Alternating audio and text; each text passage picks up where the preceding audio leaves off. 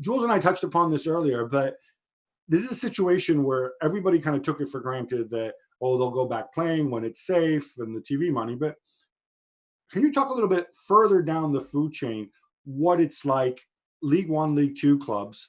There's been reports over the weekend that a bunch of them are going to boycott the games if they're asked to return to play behind closed doors, assuming it's even possible. I think League Two clubs are having a meeting today as we're recording this. Can you tell us a little bit, just paint a picture of what life is like at that level and why these guys don't want to play again? Right. So it's a really interesting question. And I think it's a really, it's one that doesn't get a lot of play because we're sort of so used to thinking about the glamour of football at the high end and, big clubs, big brands, lots of TV money coming in. The moment you sort of go down to the second, third, fourth division, life is very different. You may still work for and be part of and be a fan of a club that used to be in the first division, has a big stadium, has a devoted following of fans, but the economics day to day are just really different. There's no TV money. So really the main source of revenue is attendance. It's people coming to the stadium. I remember, every month really is cash flow management. This is not a bad thing. It's just money comes in, money goes out, and you know how many games are coming up, how many season tickets you've sold, how many people might come for any given game against a more or less attractive opponent, and how many fans they might bring. You have, in your spreadsheet kind of last year when we played X, how many did they bring? And sort of you just continue to sort of go through the cycle of money coming in and money going out. And just to give people kind of a sense of what the numbers are, I'd say in a League One club, for instance, in England, it'll probably take about £6-7 million a year to operate the club, which means if you do the math, every month you're spending about £500,000, £600,000 just to keep the thing going. On players, on the training ground, on feeding people, all kinds of stuff.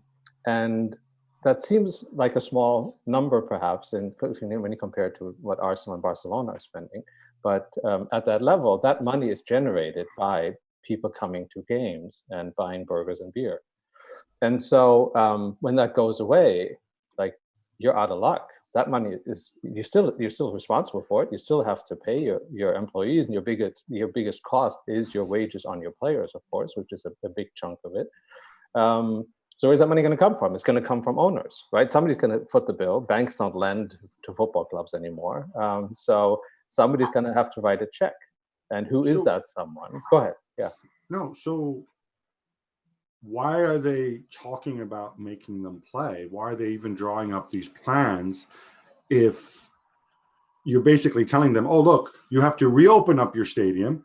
If you furloughed people, whatever, when you furloughed, you can't work. It doesn't mean people are under this mistaken idea that the furlough program in the United Kingdom, but I think it's the same across most of Europe, means that, oh, the government just pays these people salary. No.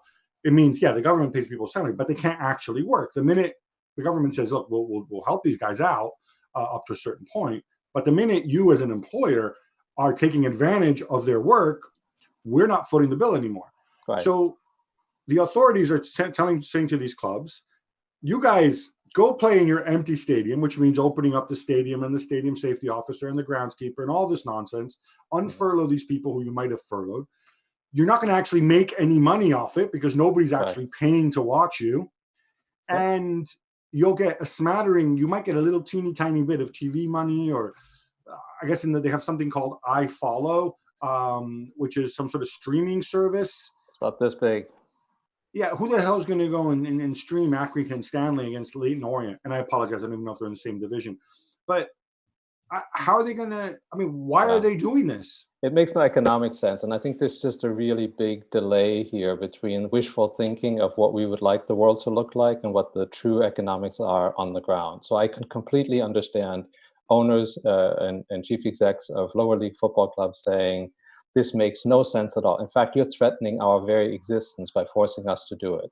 If you're going to make us do it, you better pay us for it, because it just means some of these clubs so many of these clubs are so close to the edge that this will topple them over. Remember, we've had lots of conversations over the last few years about football clubs not being sustainable, especially in the lower divisions, right? Which is why we have financial fair play and lots of rules and trying to get sort of some sanity into the system. But the truth is, things were bad before this crisis. So now you throw this into the mix and then force people to play and operate and pay people when they really don't have any money. Something's got to give. And I think what people don't also sort of have trouble understanding is that these owners who could be called upon as stewards of these clubs themselves are hurting. They're oftentimes, they're well-to-do, they're wealthy people, obviously many of them, but their assets are not liquid, right? They don't have a piggy bank sitting around somewhere where you can just sort of write a check. And whatever the investments they might have had will have suffered immensely during this crisis as well. They probably have other businesses that they have to fund where people aren't working either, and they're not making any money. So it's not like they actually have any money. It's a kind of it's a vicious cycle at the moment. So the best thing to do, I think, would be simply to call the whole thing off, be done with it, and try to get through it as best you can until we can play football again. Do you think, Chris, that the Premier League has a duty to go and help those League One, League Two clubs? So I know they've announced like £125 million fund or something. It was quite vague. We're not really sure what the structure is and who will it go for exactly. But they have more money than the EFL.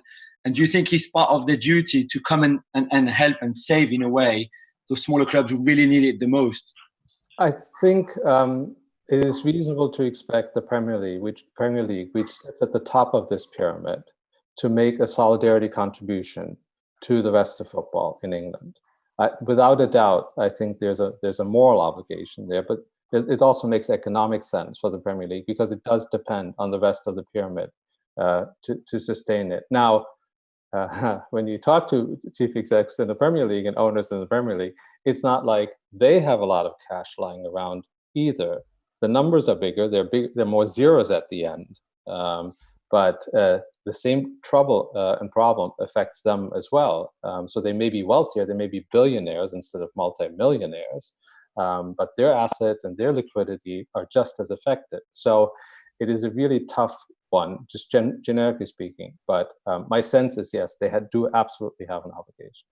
I just think people have to come to their senses and say the season is done. Sort of the lower league season is done at this point in time.